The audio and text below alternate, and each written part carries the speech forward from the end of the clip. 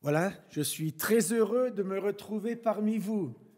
Voilà quelque temps, peut-être même quelques années que je n'étais pas venu ici, mais je me réjouis. Mais que Dieu soit béni, on a une même espérance. Christ est vivant. Et comme nous dit l'Écriture, il est allé nous préparer une place. Jésus le dira, je m'en vais vous préparer une place.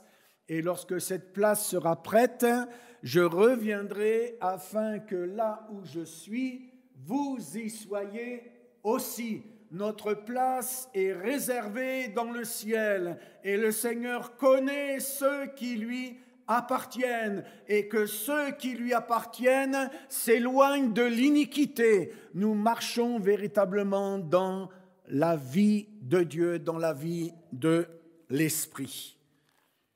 Donc il est vrai, depuis plus d'un an maintenant, je fais partie de l'équipe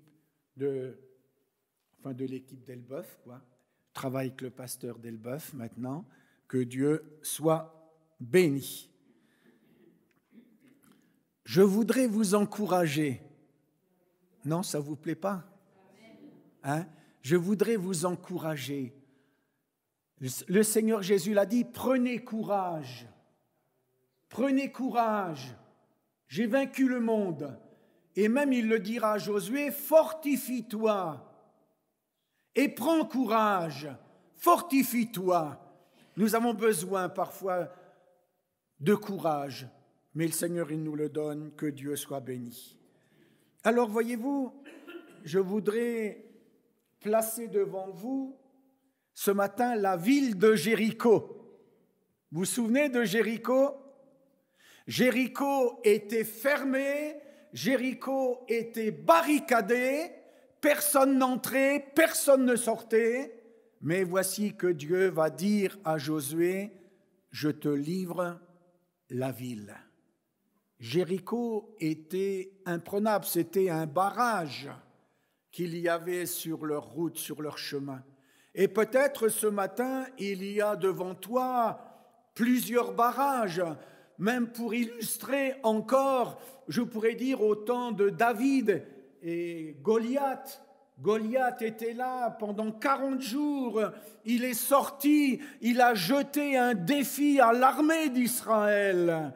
Mais nous savons que Dieu a trouvé un homme qui s'appelait David, un jeune homme. Il va sortir, il va aller à la rencontre de Goliath et il va lui dire, je marche contre toi au nom de l'Éternel des armées. Et il va avec une fronde et une pierre, il va le terrasser. Je crois dans la puissance de Dieu. Rien n'est impossible à Dieu. Rien n'est étonnant de la part de l'Éternel. Tout est possible à celui qui croit.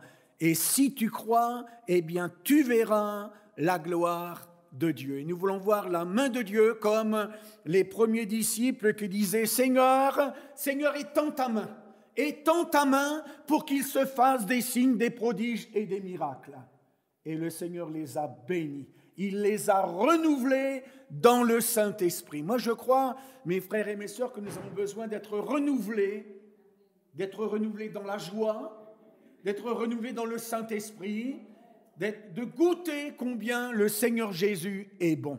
Allez, sans plus tarder, on va lire Josué chapitre 6. Josué chapitre 6 et au verset 1er.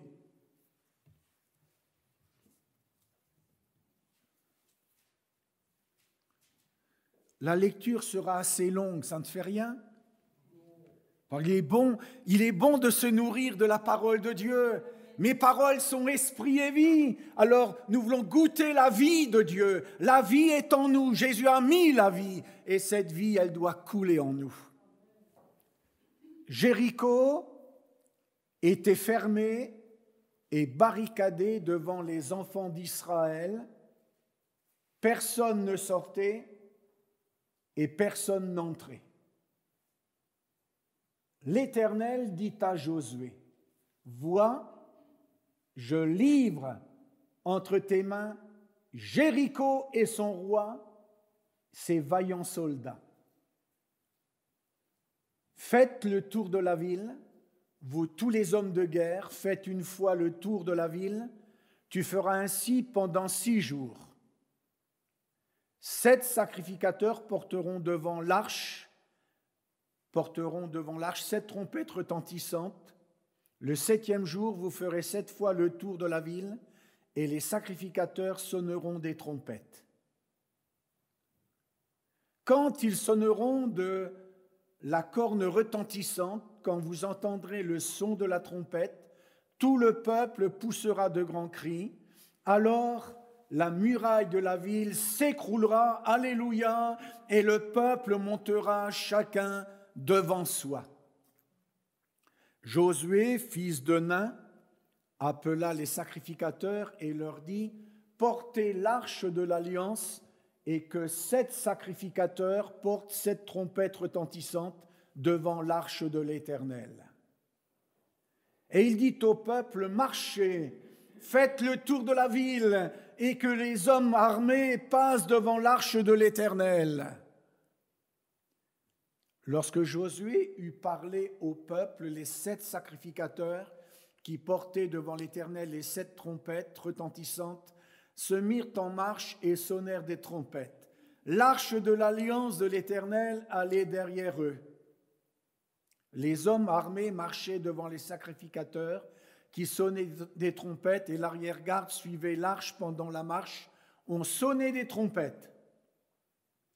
Josué avait donné cet ordre au peuple, « Vous ne crierez point, vous ne ferez point entendre votre voix et il ne sortira pas un mot de votre bouche jusqu'au jour où je vous dirai « Poussez des cris, alors vous pousserez des cris. » L'arche de l'Éternel fit le tour de la ville, elle fit une fois le tour, puis on rentra dans le camp et l'on y passa la nuit. Josué se leva de bon matin et les sacrificateurs portèrent l'arche de l'Éternel. Les 7 sacrificateurs qui portaient les 7 trompettes retentissantes devant l'arche de l'Éternel se mirent en marche et sonnèrent des trompettes. Les hommes armés marchaient devant eux et l'arrière-garde suivait l'arche de l'Éternel pendant la marche. On sonnait des trompettes. Ils firent une fois le tour de la ville, le second jour, puis ils retournèrent dans le camp. Ils firent de même pendant 6 jours. Le 7e jour, ils se levèrent de bon matin, dès l'aurore, et ils firent de la même manière 7 fois le tour de la ville. Ce fut le seul jour où ils firent 7 fois le tour de la ville. À la 7e fois, comme les sacrificateurs sonnaient des trompettes, Josué dit au peuple, « Poussez des cris, car l'Éternel vous a livré la ville. » La ville sera dévouée à l'Éternel par interdit, elle et tout ce qui s'y trouve, mais on laissera la vie à Rahab, la prostituée, et à tous ceux qui seront avec elle dans la maison parce qu'elle a caché les messagers que nous avions envoyés. Gardez-vous seulement de ce qui sera dévoué par interdit, car si vous preniez de ce que vous aurez dévoué par interdit, vous mettrez le camp d'Israël en interdit et vous y jetteriez le trouble. Tout l'argent et tout l'or, tous les objets d'airain et de fer seront consacrés à l'Éternel et entreront dans le trésor de l'Éternel. Le peuple poussa des cris et les sacrificateurs sonnèrent des trompettes. Lorsque le peuple entendit le son de la trompette, il poussa de grands cris et la muraille s'écroula. Le peuple monta dans la ville, chacun devant soi. Ils s'emparèrent de la ville. Amen. On va arrêter là notre lecture ce soir. Avant de vous endormir, eh bien, vous continuerez le récit et ainsi vous dormirez avec la bonne parole de Dieu au fond de votre cœur, comme nous dit si bien l'Écriture, je serre ta parole, eh bien, au fond de mon cœur. Alors, comme je vous l'ai dit, j'aimerais vous encourager ce matin. Le peuple de Dieu a besoin d'être encouragé. J'ai besoin d'être encouragé. Vous connaissez tous le psaume 121. Doux d'où me viendra le secours? Et la Bible répond, le secours me vient de l'Éternel. Vous vous souvenez de l'apôtre Paul? Il était là, conduit par le Saint-Esprit. L'Esprit ne lui permit pas. Dieu ferma la porte. Et pendant une nuit, il va avoir une vision, un songe, une vision. Passe en Macédoine, secours-nous. Vous vous souvenez? Passe en Macédoine et secours-nous. Et Paul et ses collègues vont passer aussitôt en Grèce, en Europe, parce que le Seigneur les appelait. Viens à notre secours. Nous avons besoin d'être secourus. Et je crois que Dieu, au travers de Jésus-Christ, il a tout accompli pour pouvoir nous secourir. Jéricho était devant la marche des enfants d'Israël. Nous l'avons lu, je l'ai dit, Jéricho était fermé. Jéricho était barricadé. Personne n'entrait. Personne ne sortait. Mais comme David, nous voulons dire, il reprit courage. Il reprit courage en s'appuyant sur l'Éternel, son Dieu. Nous nous appuyons sur le Seigneur. Il est vrai que Élie sera découragé à un moment donné. On connaît tous le découragement d'Élie. Même il va dire « j'en ai assez ». Vous l'avez déjà dit ça? J'en ai assez, j'en ai marre, je voudrais que ça change. Et c'est vrai que Élie avait reçu une menace de mort de la part de Jézabel. Mais il s'enfuit, il va prendre la direction du désert. Mais heureusement, Dieu va envoyer du secours à Élie. Il va le réveiller et Élie va trouver la nourriture nécessaire pour marcher, nous dit l'Écriture plus loin, 40 jours et 40 nuits. Ce qui est impossible aux hommes est possible à Dieu. Nous l'avons chanté tout à l'heure dans ce cantique. Mon secours est en toi. Mon secours est en toi. La grâce, elle vient de Jésus. Le secours vient de Jésus. La délivrance vient de Jésus. Nos regards sont sur Jésus. D'ailleurs, avant que Josué entraîne tout le peuple à faire le tour de la ville de Jéricho, Josué va lever les yeux et là il va voir le chef de l'armée de l'Éternel. Il est bon de voir Jésus. Il est bon de regarder. Je lève mes yeux vers toi. Ayant, c'est un impératif, ayant nos regards fixés sur Jésus, lui, le chef et le consommateur de notre foi. Fixe tes regards sur Jésus. Regarde vers Jésus. Je lève mes yeux vers toi. Et je le répète, d'où me viendra le secours? Le secours me vient de l'Éternel. Vous vous souvenez de ce que Dieu avait dit à Josué?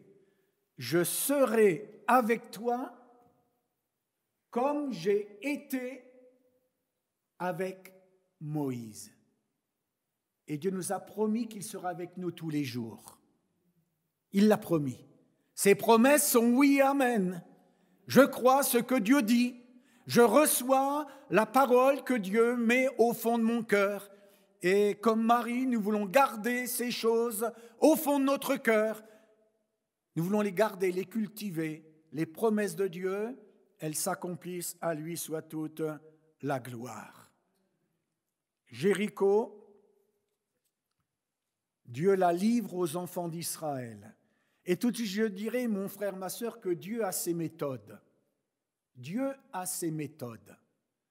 Dites-moi, combien ont-ils fait le tour de la ville au total? 13 fois. 13 fois, Parce que la dernière journée, ils ont fait 7 fois le tour de la ville. Alors dites-moi, la ville du Tréport, si j'en fais le... Enfin, ça serait peut-être compliqué de faire le tour de la ville du Tréport. Hein? Mais ça fait quand même quelques kilomètres. Pendant une semaine, ils en ont fait des kilomètres. Ils ont même fait beaucoup. Et la dernière journée, avant de s'emparer de la ville, je vais le voir tout à l'heure, je vais le développer, ça a demandé beaucoup d'efforts. Et je dirais même beaucoup, et un mot que je vais faire sortir, c'est le mot persévérance. Il faut persévérer. Il le faut. Mais je ne suis pas encore arrivé ici. Donc Josué, tu as eu une rencontre avec le chef de l'armée. Donc tu as eu une relation avec lui. Tu as eu un entretien avec lui.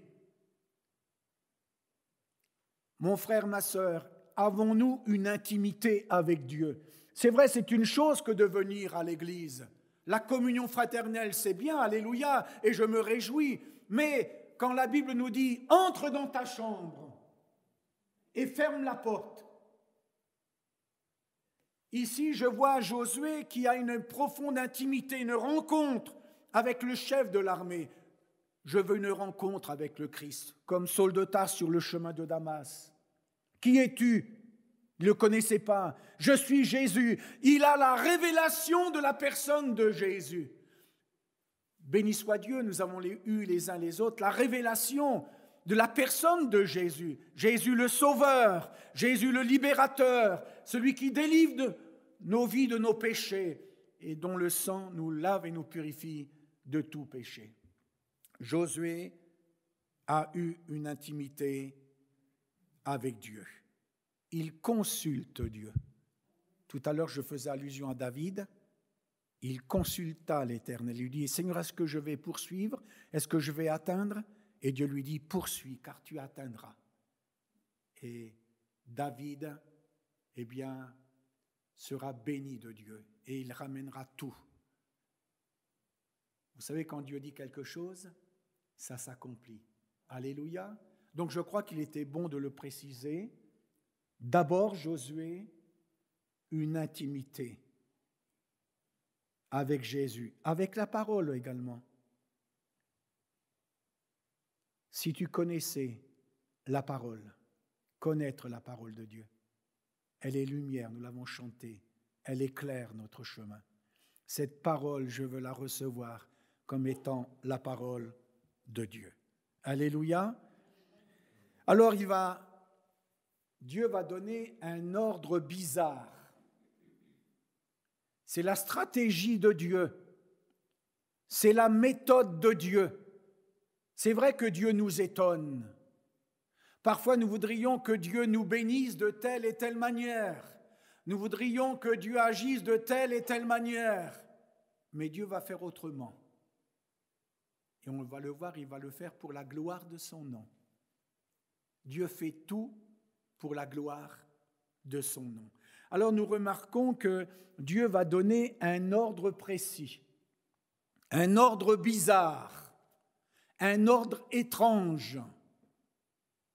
Faites le tour de la ville une fois le premier jour, et puis dans le total, ils vont faire 13 fois le tour de la ville.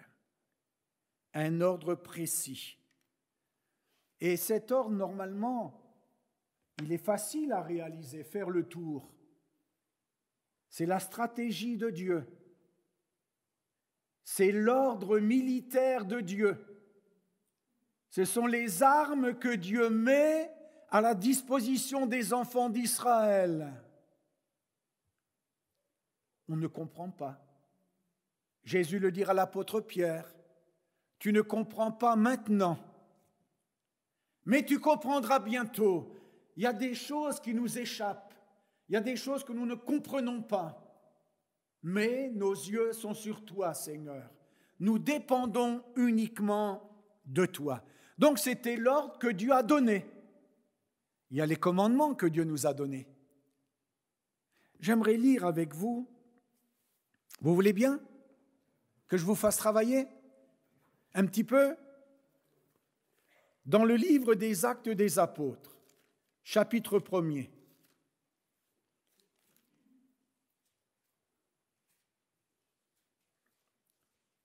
Et au verset 1er.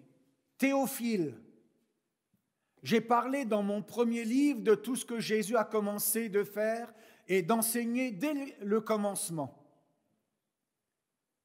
jusqu'au jour où il fut enlevé au ciel après avoir donné ses ordres par le Saint-Esprit aux apôtres qu'il avait choisis. Je retiens que Jésus a donné des ordres. Même à ses apôtres, ne vous éloignez pas de Jérusalem. Vous vous souvenez? Ne vous éloignez pas de Jérusalem, mais restez à Jérusalem. Vous recevrez ce que mon Père vous a promis. Vous recevrez une puissance, le Saint-Esprit, survenant sur vous, et vous serez mes témoins jusqu'aux extrémités de la terre. Et les apôtres ont obéi. Béni soit le Seigneur. Puissions-nous nous soumettre aux ordres que Dieu nous donne. Dieu parle. Parle, Seigneur. Ton serviteur écoute. Vous vous souvenez, un jour, il y aura cette réflexion qui sera donnée à Jésus. Cet homme qui est né aveugle, est-ce de sa faute? A-t-il péché? Ses parents ont-ils péché? Et nous savons ce que Jésus va dire, mais c'est afin que les œuvres de Dieu soient manifestées. Dieu veut manifester ses œuvres. Et nous voyons Jésus qui va cracher par terre, et avec sa salive, il va mettre cette boue sur les yeux de l'aveugle, et il va lui dire « Va et lave-toi au réservoir de Siloé. » Cet homme y alla, il se lava et il fut guéri. Mais je crois personnellement que Jésus avait le pouvoir de le guérir, parce que sur ta parole, sur la parole de Dieu, elle est vivante, sa parole, elle s'accomplit. Mais le Seigneur le voulait pour cet homme. Et je crois que Dieu fait ce qu'il veut. Il fait ce qu'il veut dans le ciel. Est-ce que vous le croyez, mes frères et mes sœurs? Dieu fait ce qu'il veut. Comme Élisée, le prophète, avec Naaman. Il devait se plonger dans le Jourdain 7 fois.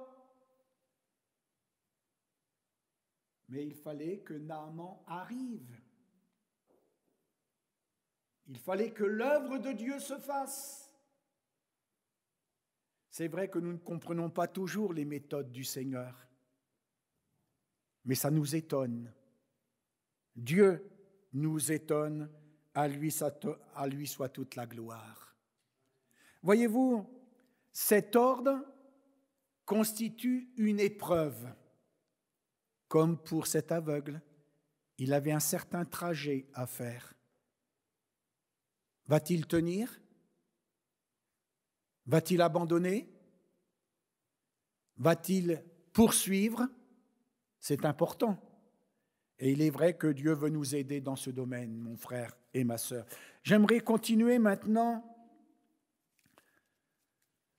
concernant le peuple d'Israël. Dieu voulait l'exercer à la patience. Dites-moi, est-ce que vous êtes patient? Est-ce que vous avez de la patience à revendre?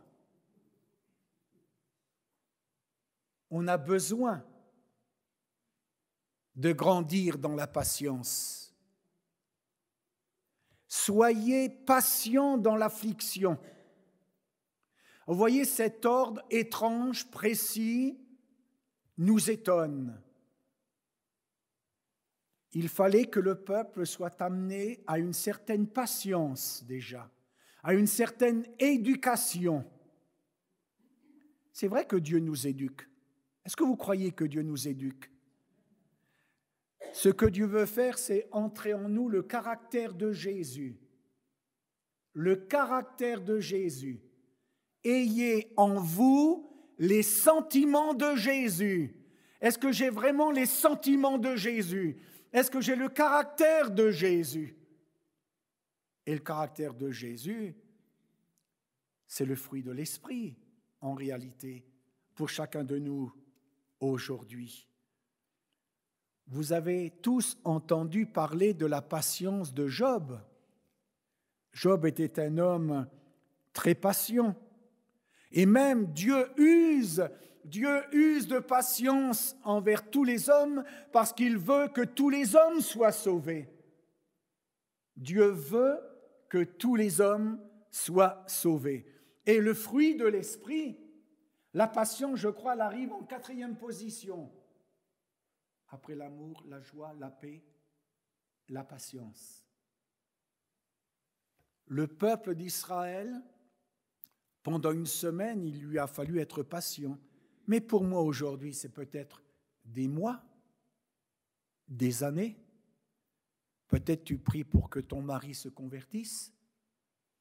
Tu pries pour que tes enfants reviennent au Seigneur. Et il nous faut être patient. Mais patient dans la foi. Parce que n'oublions pas que Hébreux 11 nous dit, c'est par la foi que les murailles de Jéricho sont tombées. Ayons foi dans les promesses de Dieu. Ne doutons pas. Merci Seigneur. Vous voyez, c'était un ordre précis que Dieu avait donné.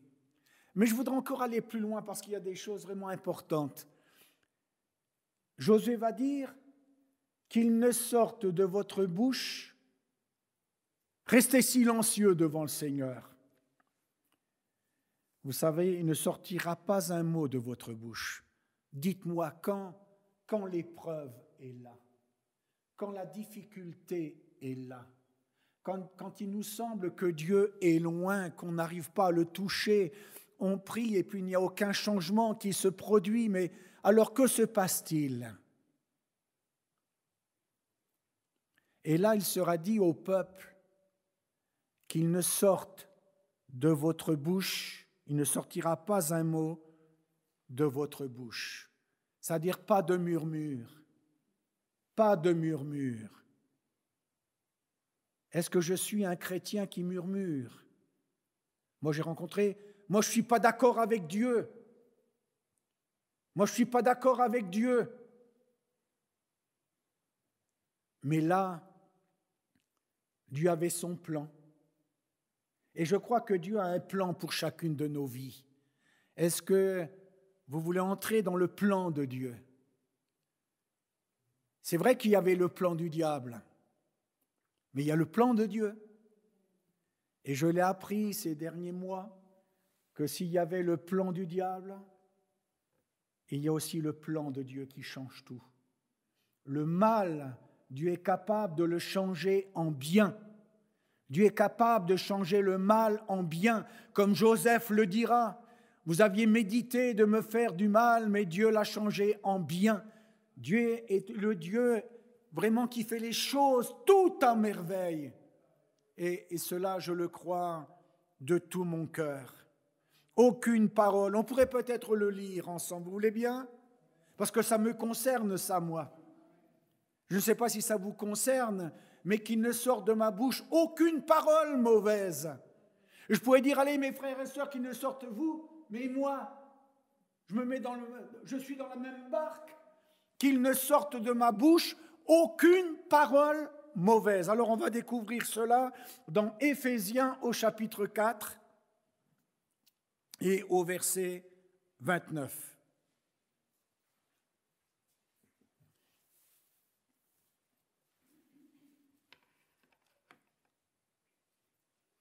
Qu'il ne sorte de ma bouche aucune parole mauvaise, mais s'il y a lieu, quelques bonnes paroles qui servent à quoi? Premièrement, à l'édification et communiquent une grâce à ceux qui l'entendent. Oh, alléluia! Là, j'en prends plein plein ma poche là. Hein?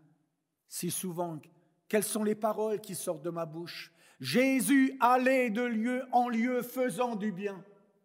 Quand je vais de lieu en lieu, est-ce que je fais du bien? De quelle manière je parle? On pourrait peut-être lire également dans Matthieu 15. Matthieu 15 au verset 11.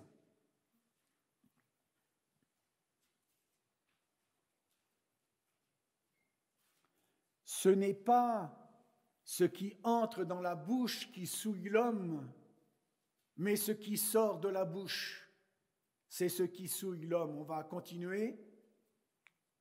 Alors ses disciples s'approchèrent et lui dirent, sais-tu que les pharisiens ont été scandalisés des paroles qu'ils ont entendues? Il répondit, toute plante que n'a pas planté mon Père céleste sera déracinée.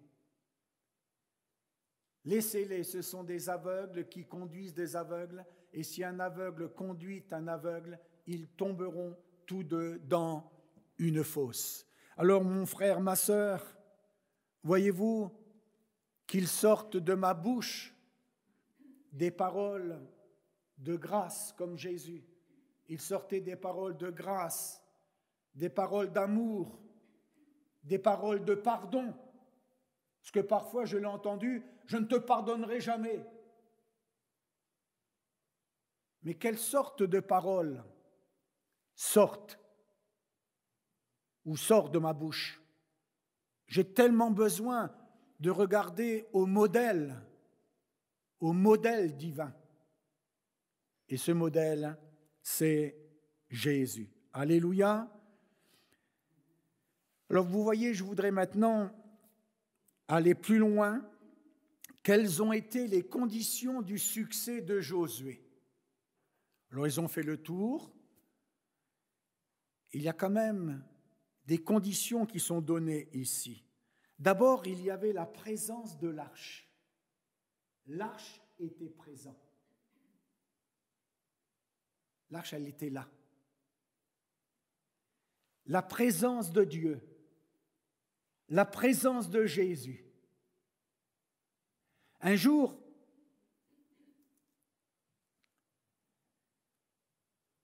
comment je pourrais bien dire? Ce que je vais vous dire là, c'est un fait qui m'est arrivé, que j'ai dit. Un frère qui était absent le dimanche, il rencontre un autre frère et puis le frère lui dit, tu sais, hier, il y avait le feu à l'église. Il y avait le feu à l'église. Alors lui, il a dit, les pompiers sont venus? Non. C'est qu'il y avait eu des baptêmes dans le Saint-Esprit. Et c'est vrai que la présence de Dieu, si je n'ai plus la présence de Dieu, ça ne sert à rien. Mais la présence, l'arche était présente. L'arche était là, la présence de Dieu. Là où 2 ou 3 sont assemblés en mon nom, je suis au milieu d'eux, a dit Jésus. Et je le crois, sentir la présence de Dieu. Et je peux vous dire que je sentais la présence de Dieu ce matin-là. Le Seigneur était là. Il est là, le Seigneur. Béni soit le Seigneur. Peut-être aussi une petite réalité que j'ai vécue aussi avec une femme qui était très dure de caractère. Et elle était venue au culte, mais chargée. Elle en voulait à tout le monde. Je veux croire ce matin que vous êtes là, mais que vous n'en voulez pas à tout le monde, si ce n'est qu'à vous-même. Elle en voulait à tout le monde. Alors, au culte, forcément, elle ne recevait pas la parole de Dieu, parce que son cœur était fermé, elle était là dans son amertume, elle était là dans ses soucis. Et à la sortie, je lui dis comme ça, alors comment ça va ma petite sœur? Oh, pas du tout, oh là là. Et je vous garantis que, non, pas du tout. De toute façon, elle en voulait à tout le monde. Mais mon cœur doit être ouvert. Je viens pour recevoir, je viens pour entendre la présence de Dieu. Vous savez, là, la présence de Dieu n'est pas là où il y a dans le cœur, quand le cœur est chargé. S'il y a de l'amertume, s'il y a de la rancune dans mon cœur, ça ne peut pas faire. La présence de Dieu n'est pas là. Mais une présence qui est saine, béni soit le Seigneur. Donc l'arche était avec eux, béni soit le Seigneur. Mais il y avait aussi, je l'ai un petit peu abordé, la foi de Josué. La foi de Josué. Vous savez que sans la foi, eh bien, c'est indispensable pour chacun de nous. Même un jour, Jésus a admiré le centenier. Jésus admira le centenier. Pourquoi? Parce qu'il a cru. Il avait cette foi. Ou encore, cette femme cananéenne. Ta foi est grande, ta foi est grande. Je comprends les disciples qui ont dit, mais Seigneur, augmente-nous la foi, augmente-nous la foi. Je veux grandir dans la foi, je veux aller plus loin dans la foi. Je veux vraiment lire la parole de Dieu parce que c'est l'origine de la foi, c'est la base de la foi. La foi vient de ce qu'on entend et ce qu'on entend vient de la parole de Dieu. Alors je veux me nourrir de cette parole. Alléluia. Ce qui caractérise également, c'est l'obéissance de Josué. Il ne discute pas. Vous savez, nous, souvent on discute. Nous, on n'est pas contents, mais Seigneur, j'aurais voulu que tu fasses autrement. Mais Dieu nous dit, allez, va dans cette direction, marche, va au réservoir de Siloé. Et vous savez, quand Jésus a dit cela, cet homme avait certainement plusieurs kilomètres à faire. Mais il l'a fait. Ce qui nous semble dur, pénible, parfois, un ordre que Dieu nous dit, quand il nous dit parfois, va te réconcilier avec ton frère. Seigneur, je veux obéir. Et là, non seulement il y a la présence de l'arche, il y a la foi de Josué, il y a l'obéissance immédiate, et je note que de bon matin, dès l'aurore, ils étaient là, dès le matin et dès l'aurore. Dès le matin, chantons dès le matin, le Seigneur le désire et il le veut. Et maintenant, j'en arrive à ce que je vous ai dit plus ou moins, la persévérance. Être persévérant. Celui qui persévérera jusqu'au bout, il sera sauvé. Nombreux sont ceux qui ont abandonné. Nombreux sont ceux qui ont abandonné. Pourquoi ont-ils abandonné? Quelles sont les raisons? Pourquoi ont-ils abandonné le chemin de Dieu? Mais réjouissons-nous quand ils reviennent. Réjouissons-nous quand ils reviennent. Béni soit le Seigneur.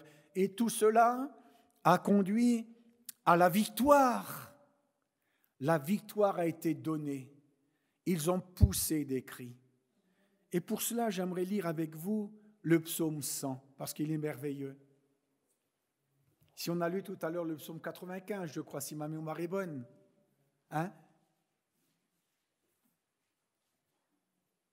Poussez vers l'Éternel des cris d'amertume. Mais non, poussez vers l'Éternel des cris de joie, vous tous habitants de la terre. Servez l'Éternel avec joie, venez avec allégresse en sa présence. Sachez que l'Éternel est Dieu, c'est lui qui nous a fait et nous lui appartenons. Nous sommes son peuple et le troupeau de son pâturage. Entrez dans ses portes avec des louanges. Comment je suis entré ce matin?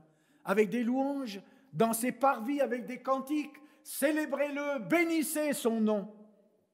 Car l'Éternel est bon, sa bonté dure toujours et sa fidélité de génération en génération. Alléluia. Alors nous le croyons, mon frère, ma sœur. Maintenant, je vais bientôt conclure. Le peuple a vu la main de Dieu. Le peuple a vu la délivrance. Nous aussi, nous voyons la main de Dieu, la délivrance, dans nos familles, dans l'Église. Dieu n'a pas changé. Il opère toujours des prodiges et des miracles. Moi, je le crois. Dieu est fidèle. Le Dieu que nous connaissons, il est fidèle. Et il ne permettra pas que notre pied chancelle.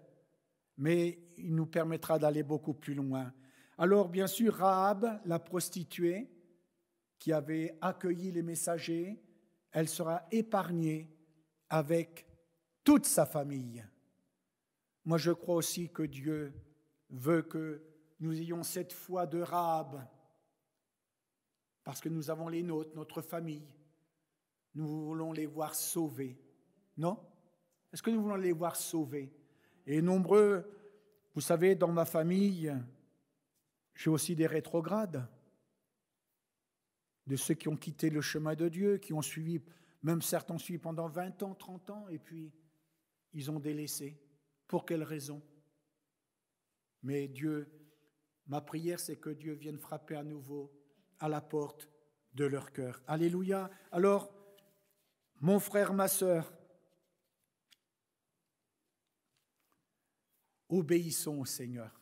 Est-ce que nous voulons obéir au Seigneur? Allez, faites de toutes les nations des disciples. Je veux obéir. La nuit vient bientôt où nous ne pourrons plus travailler. La nuit vient bientôt. Mais pendant que je suis dans le monde, je suis la lumière du monde. C'est Jésus qui l'a dit, mais nous aussi, il nous le dit, vous êtes la lumière du monde. Vous êtes le sel de la terre. Il sera dit à l'apôtre Paul, ne te tais pas, mais parle. Parle parce que j'ai un peuple nombreux dans cette ville. Dieu voit à l'avance, j'ai un peuple nombreux dans cette ville. Et Paul va s'installer un certain temps, et là, ils vont gagner des âmes au Seigneur. Il a obéi au Seigneur. Ne te tais pas, ouvre ta bouche, et je la remplirai.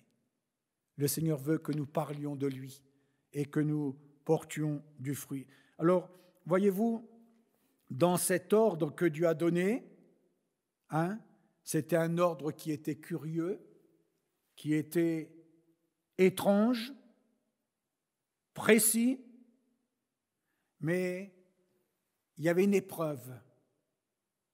Dans cet ordre, il y avait le mot patience, le mot persévérance, et si nous le sommes, je me souviens de cette missionnaire lorsque je suis allé en Côte d'Ivoire, elle m'a dit, il y a 3 mots importants dans la vie du missionnaire.